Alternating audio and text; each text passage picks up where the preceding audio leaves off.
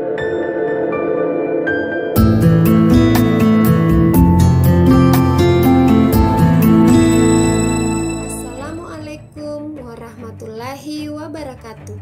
Saya Rosdiana Tamrin, calon guru penggerak Angkatan 8 dari SMA Negeri 13 Pangkep, Kabupaten Pangkep, Provinsi Sulawesi Selatan.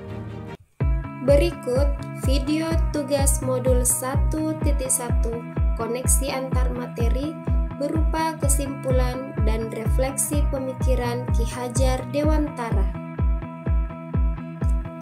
Adapun kesimpulan mengenai pemikiran Ki Hajar Dewantara yang saya pelajari dalam modul ini yaitu pendidikan dan pengajaran adalah usaha persiapan dan persediaan segala kepentingan hidup manusia, baik dalam hidup bermasyarakat maupun hidup berbudaya dalam arti yang seluas-luasnya. Di mana dasar-dasar pendidikan menurut Ki Hajar Dewantara terdiri dari menuntun, berpusat pada anak, memperhatikan kodrat alam dan kodrat zaman, pendidikan budi pekerti, dan permainan. Adapun hal terpenting yang harus dilakukan oleh seorang guru yaitu menerapkan trilogi pendidikan menurut Ki Hajar Dewantara. Yang pertama, ingarso sung tulodo, yang berarti di depan menjadi teladan. Yang kedua, inmadya mangun karsa, yang berarti di tengah membangun motivasi. Dan yang ketiga, tuturi handayani, yang berarti di belakang memberi dorongan. Dengan menerapkan dasar-dasar pendidikan dan trilogi pendidikan menurut Ki Hajar Dewantara, maka diharapkan seorang anak akan mencapai kebahagiaan dan keselamatan dalam hidupnya. Selanjutnya adalah refleksi pemikiran dari Ki Hajar Dewantara yang akan saya paparkan lewat jawaban pertanyaan pemantik sebagai berikut. Pertanyaan pertama, apa yang Anda percaya tentang murid dan pembelajaran di kelas sebelum Anda mempelajari modul 1.1? Sebelum mempelajari modul 1.1 tentang pemikiran Ki Hajar Dewantara mengenai pendidikan, saya percaya bahwa dalam pembelajaran yang terpenting adalah menyampaikan materi dan menuntaskan kompetensi dasarnya. Oleh karena itu, saya fokus untuk menyelesaikan materi yang saya ajarkan sesuai dengan jadwal waktu efektif yang telah dirumuskan, sehingga saya tidak memperhatikan bagaimana proses yang diperoleh oleh siswa saya. Yang kedua, saya menganggap siswa tidak akan paham jika materi yang saya ajarkan tidak saya jelaskan, sehingga pembelajaran lebih banyak berpusat pada siswa yang mengakibatkan siswa merasa bosan.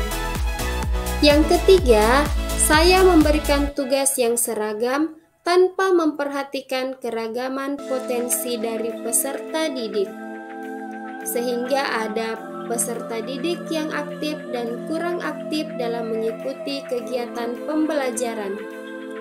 Yang keempat, saya hanya fokus pada ketercapaian nilai KKM saja, sehingga yang dikejar hanya nilai semata tanpa memperhatikan proses perkembangan potensi dan bakat siswa itu sendiri.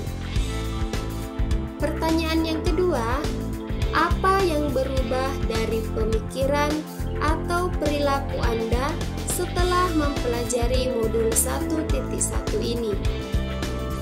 Setelah saya mempelajari pemikiran Ki Hajar Dewantara tentang pendidikan, saya kemudian menyadari bahwa dalam pembelajaran bukan hanya sebatas transfer ilmu saja, tetapi harus menuntun bakat dan potensi peserta didik sesuai dengan kodrat yang mereka miliki. Yang kedua, saya menyadari untuk merancang pembelajaran yang berpusat pada siswa dan memberikan pembelajaran yang diselingi dengan permainan untuk menciptakan perasaan senang dan bahagia kepada siswa. Selanjutnya,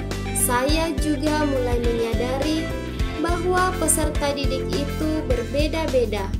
Mereka memiliki karakteristik masing-masing, sehingga harus memperhatikan karakteristik tersebut dalam menerapkan model-model pembelajaran di kelas. Yang terakhir, saya kemudian menyadari bahwa saya harus lebih ikhlas dan sabar dalam menuntun murid untuk menggali bakat dan potensi yang mereka miliki.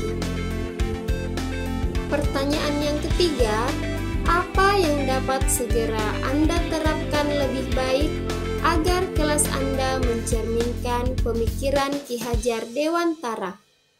Setelah saya memahami pemikiran Ki Hajar Dewantara tentang pendidikan, saya kemudian berinisiatif untuk merancang pembelajaran yang interaktif dan menyenangkan dengan melibatkan siswa sesuai dengan metode student center atau pembelajaran yang berpusat pada siswa.